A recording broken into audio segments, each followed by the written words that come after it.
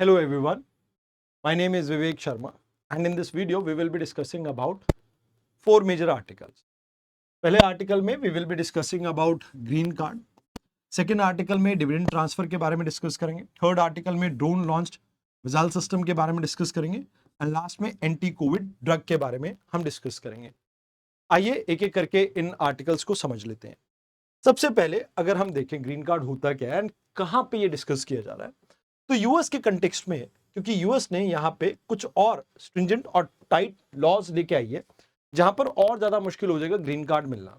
अब green card क्या होता है, जैसे फॉर एग्जांपल हमारे यहाँ पर एक इंसान है, जैसे लेट्स से इंडियन है राहुल. राहुल यूएस के अंदर काम कर रहा है, यूएस की कंपनी है गूगल के अंदर. अब ये वहां पर टैक्स भी पे कर रहा है, इसने अपना घर बना लिया है एंड सालों से वहां पे रह रहा है.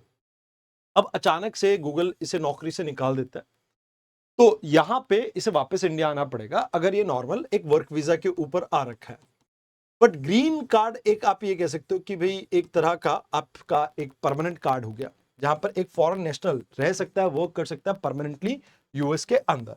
तो US department of homeland security and US citizenship and immigration service, ये दो एजेंसी हैं जो इससे डील करती है. एंड अभी यहां पे एडजस्टमेंट ऑफ स्टेटस यानी फॉर्म I-485 आपका न्यूज में था. आपको इसके बारे में पता होना चाहिए कि ये एक इमिग्रेशन का प्रोसीजर है जो अलाउ करता है जो भी एलिजिबल फॉरेनर है, यानी फॉरेन पर्सन है, यहाँ पे जैसे इंडियन हो सकता है, चाइनीज हो सकता है या जापानीज हो सकता है, तो वो अगर फिजिकली प्रेजेंट है यूएस के अंदर तो अप्लाई कर सकता है परमानेंट रेजिडेंट को without returning to their home country. But अगर अब ये जिस तरह से ये जो 50 साल पुरानी जो रीत है इसको यूएस ने बदल दिया, तो इसकी वजह से इंडिया के ऊपर थोड़ा असर पड़ सकता है. अब कहते हैं असर क्या पड़ेगा, कहते हैं हमारे यहाँ पर ना सबसे पहले स्टूडेंट जाता है F1 वीजा के ऊपर, फिर ये H1B वीजा को अप्लाई करता है जहां पे ये जॉब वगैरह करनी स्टार्ट करता है. अब इसकी शादी हो जाती है तो H4 वीजा मिल जाता है जहां पर चिल्ड्रन और स्पाउस आपकी आके आपके साथ रह सकती है. अब क्योंकि यहां पर 20-20 साल की वेटिंग चल रही है तो कई इंडियंस वहां पर जॉब तो कर रहे हैं. अब उन्होंने अपनी लाइफ वहां पर बिल्ड करनी स्टार्ट कर दिया, हाउसेस बना लिए हैं, कहीं ना कहीं टैक्सेस पे कर रहे हैं. और अभी प्रॉब्लम ये है कि इसमें बहुत ज्यादा बैकलॉग देखने को मिलता है बिकॉज यहां पर जो कॉन्सुलर बॉटलनेक है उसकी वजह से, एंड कहीं ना कहीं एडमिनिस्ट्रेटिव कैपेबिलिटी भी इतनी नहीं होती कि ये millions and millions of application आते हैं इनको प्रोसेस कर सके.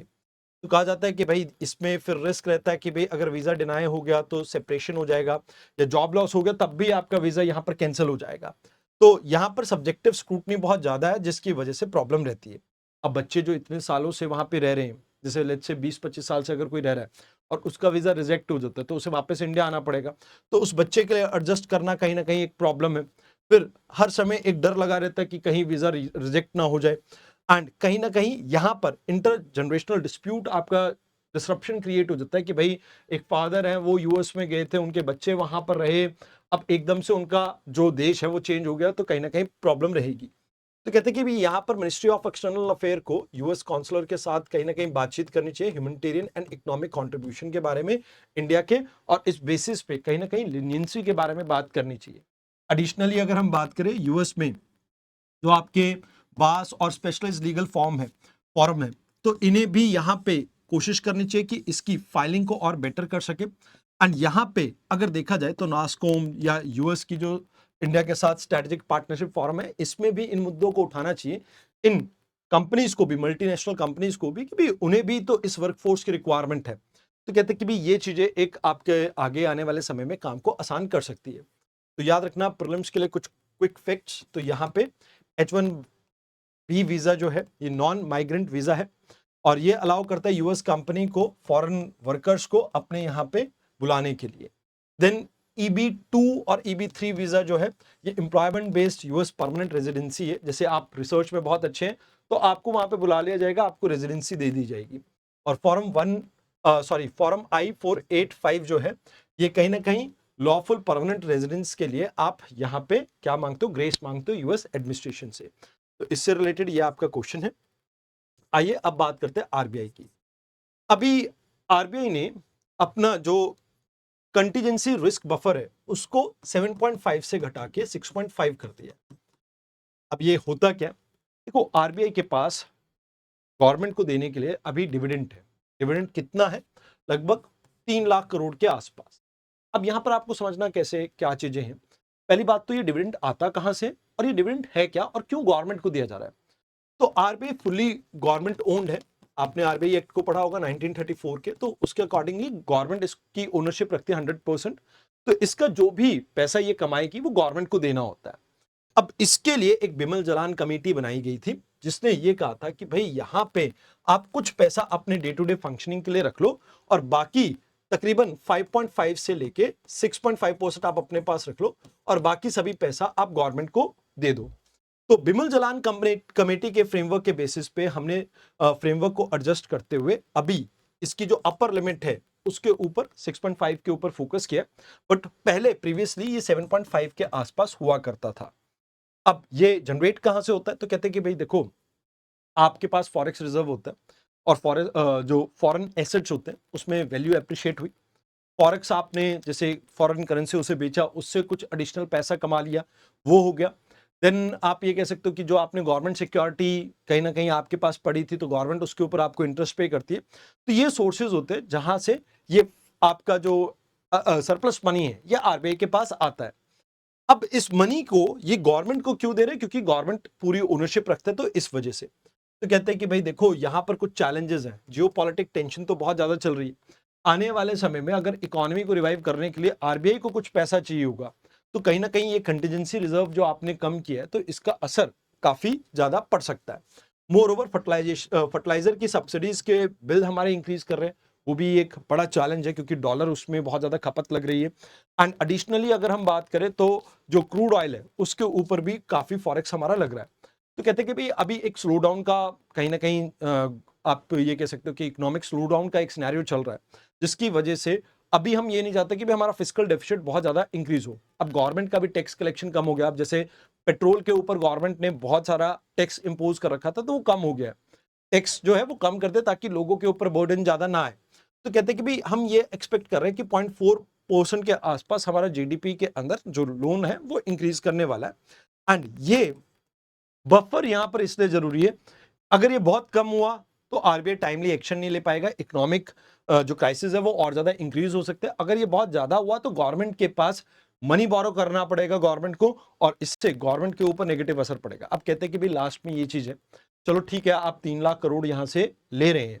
अब 3 लाख करोड़ ये आप कैपिटल इन्वेस्टमेंट करना, आप एजुकेशन के ऊपर खर्च करो, इसे हेल्थ केयर के ऊपर खर्च करो, आप इसे इंफ्रास्ट्रक्चर के ऊपर खर्च करो, तो इससे बेनिफिट मिलेगा और जीडीपी को भी बूस्ट मिलेगा। तो कहा जा रहा है कि भाई 1% का कितना फर्क पड़ रहा है, तो ऑलमोस्ट 91,000 करोड़ आपको एडिशनल मिल रहा है। तो यहां पे ये चीज आपको याद रखनी है। तो लास्ट में ये कहा जाता है कि भाई देखो, विमल जलान की अपर लिमिट तो हमने यहाँ पर फॉलो कर ली है, बट प्रोडक्टिव डिप्लॉयमेंट बहुत ज्यादा जरूरी है इसमें। एंड हमें मैक्रो इकोनॉमिक्स को फाइनेंस मिनिस्ट्री के साथ मिलकर यहाँ पे लाइक ठीक से मॉनिटर करना होगा और जहां भी टाइमली इंटरवेंशन की जरूरत हो उसके ऊपर फोकस करना होगा। So this is the question that we have to answer. Now let's talk about the next important article. अभी रिसेंटली हमने मतलब डीआरडीओ ने एक unmanned aerial vehicle launched precision guided missile को टेस्ट किया। अब इसके 3 वेरिएंट है। पहला वेरिएंट है V1, ये फ्री फॉल, मतलब आपने ऐसे छोड़ दी और बम नीचे जाके गिर गया। दूसरा वेरिएंट है जहां पर प्रोपोल्शन सिस्टम को यूज किया जा रहा है और वेपन की रेंज इससे इंक्रीज हो जाती है। तीसरा वेरिएंट है V3 जो अभी करंटली टेस्ट किया गया और इसमें आप ये कह सकते हो कि ड्यूअल एंगेजमेंट है। आप एयर टू एयर और एयर टू सरफेस ये दोनों तरह के टारगेट को यहां पर स्ट्राइक कर सकते हो। तो इसे आपका डीआरडीओ ने भारत डायनेमिक लिमिटेड और अडानी ग्रुप के साथ मिलके इसे बिल्ड किया। तो कहते हैं कि भाई इसमें खास बात यह है कि भाई ये मल्टी रोल के साथ आता है, air to air air to ground दोनों अटैक कर सकता है। यहाँ पे आप ये कह सकते हो कि टू वे लिंक इसके अंदर है, तो आप टारगेट को रियल टाइम बेसिस पे अपडेट भी कर सकते हो। सभी तरह के वेदर के अंदर सभी तरह के ट्रेन के ऊपर ये वर्केबल है। एंड इसमें अलग अलग एडजस्टमेंट आ सकती है, जैसे एंटी आर्मर्स भी हो सकता है, ये बंकर बस्टर के फॉर्म में भी आ सकता है, प्री फ्रेगमेंटेड वॉरहेड के फॉर्म में भी आ सकता है। तो कहते हैं कि भाई इंडिया का जो डिपेंडेंसी है दूसरे देशों के ऊपर वो कम हो जाएगा। तो कहते हैं कि भाई अब इसमें बात ये आ जाती है कि भाई आपके जैसे जीपीएस स्पूफिंग होता है या आपका इलेक्ट्रॉनिक काउंटर मेजर होता है, तो कहते हैं कि भाई ये चीजें जो है ये आपको कहीं ना कहीं इंपैक्ट कर सकती हैं, तो इसके ऊपर आपको फोकस करना चाहिए। बाकी एसिमेट्रिक वॉरफेयर में अपने खुद के इंडिजिनस इक्विपमेंट्स होंगे तो हमारी जो आने वाले समय में जो वॉर के लिए प्रिपरेशन है वो और बेटर हो सकती है। तो ये आपका क्वेश्चन है जो आप यहाँ पे देख सकते हो। नाउ लेट्स टॉक अबाउट कोविड-19 और इसकी ड्रग के बारे में। स्कॉर्पियो पेप का अभी एक ट्रायल हुआ है। अब यहाँ पे ये एक ओरल एंटीवायरल ड्रग है जिसे आप इंस्ट्रिन लिवर के नाम से जानते हैं। अब ये कोविड-19 को आपका एक्सपोजर को कम कर देती है कि भाई आपको 67% चांसेस है कि अब कोविड नहीं होगा। मतलब ये कहीं ना कहीं एक्सपोजर के बाद भी 72 घंटे के अंदर अगर पर्सन को वैक्सीन दी जाए तो इससे काफी अच्छे रिजल्ट मिलते हैं। अब कहते हैं एंटीवायरल ड्रग्स क्या होती है। देखो, एंटीवायरल या आप कह सकते हो कि एंटीबायोटिक क्या होती है। तो एंटीबायोटिक एक ब्रॉड रेंज ऑफ दवाइयां हैं जो कि आपकी माइक्रोब्स के अगेंस्ट, वायरस के अगेंस्ट, फंगी के अगेंस्ट वर्क करती है। इसी में एक आती है आपकी एंटीवायरल, जो मतलब वायरस को आपकी बॉडी में से रिमूव करने का काम करते हैं। बट ये इतना सिंपल नहीं होता, बिकॉज वायरस जो है बैक्टीरिया से थोड़ा अलग है। बैक्टीरिया आपके जो सेल्स है इनको हाईजैक नहीं करता है, बट वायरस करता है। वायरस एक्चुअल में नॉन लिविंग है, बट जैसे ही आपकी बॉडी के अंदर जाएगा आपके सेल को कहीं ना कहीं अपने मैकेनिज्म के लिए यूज करेगा और इससे निपटारा यानी छुटकारा पाना बहुत मुश्किल हो जाता है। तो कहते हैं कि भाई यहाँ पर M pro and PL pro करके दो इसके वेरिएंट्स हैं, ठीक है जी, जिसमें कोशिश की जाती है कि भाई मेजॉरिटी प्रोटीन जो है उसको रिमूव किया जाए एम प्रो के अंदर, जो बचे कुचे हैं वो पीएल प्रो के साथ रिमूव कर दिए जाते हैं। मतलब प्रोटीन वो होते हैं जो आप ये कह सकते हो कि एक वायरस का सिग्नेचर है, तो उसको रिमूव करने का काम करते हैं। बट इसमें थोड़ी प्रॉब्लम है कि भाई इसमें ना वो आपको बॉटल के साथ सिरिंज के साथ देनी पड़ेगी। तो भाई ये एक लार्ज स्केल की अगर बीमारी है तो उसमें कहीं ना कहीं ठीक नहीं है, इतनी ज्यादा आप इसको यूटिलाइज नहीं कर पाओगे। और दूसरी प्रॉब्लम यहाँ पे ये है कि भाई इसके साथ आपको एक सेकेंडरी ड्रग देनी पड़ेगी जो लीवर के अंदर कुछ फंक्शंस को म्यूट करेगा ताकि ये ड्रग आपकी इफेक्टिव हो सके। तो कहते हैं कि भाई ये वैसे भी आप ये कह सकते हो कि थोड़ा बिटर टेस्ट में आती है, तो वो भी एक प्रॉब्लम रहती है। एंड पोस्ट एक्सपोजर की बात की जाए तो यहाँ पे पोस्ट एक्सपोजर के अंदर भी बहुत ज्यादा आपके ये कह सकते हो कि केसेस में रिडक्शन नहीं देखने को मिले, बट रिडक्शन रहती है। तो ये चीज आपको यहाँ पे याद रखनी है। बट कहते हैं कि भाई वे फॉरवर्ड आपका ये होगा कि आने वाले समय में सिर्फ एक वायरस की दवाई के ऊपर हम फोकस ना करते हुए मल्टीपल वायरसेस के लिए कैसे एक होलिस्टिक दवाई क्रिएट कर सकते हैं, उसके लिए हमें फोकस करना चाहिए। वायरल इन्फेक्शन आगे फ्यूचर में भी और बहुत मिल सकती हैं, तो उसके लिए कहीं ना कहीं हमें एक ब्रॉड स्पेक्ट्रम ऑफ मेडिसिन को क्रिएट करना चाहिए। एंड मोर ओवर यहाँ पे आप ये मान के चलो कि स्टैंडर्ड हाउस होल्ड, क्योंकि अभी क्या हो रहा है कि पेशेंट के लिए हम इसे डिजाइन कर रहे हैं, हमें ऐसा करना है कि जहां पे हम अपने जैसे पोलियो वैक्सीन है, हर एक बच्चे को हम पिलाते हैं और उसके बाद किसी भी बच्चे को पोलियो नहीं हो रहा है, तो वो चीज यहां पर आपको इंश्योर करनी होगी कि भाई ये कैसे डोर टू डोर जा सके। तो इससे रिलेटेड मेंस का क्वेश्चन, प्रीलिम्स का क्वेश्चन आज के डिस्कशन में इतना ही था। धन्यवाद।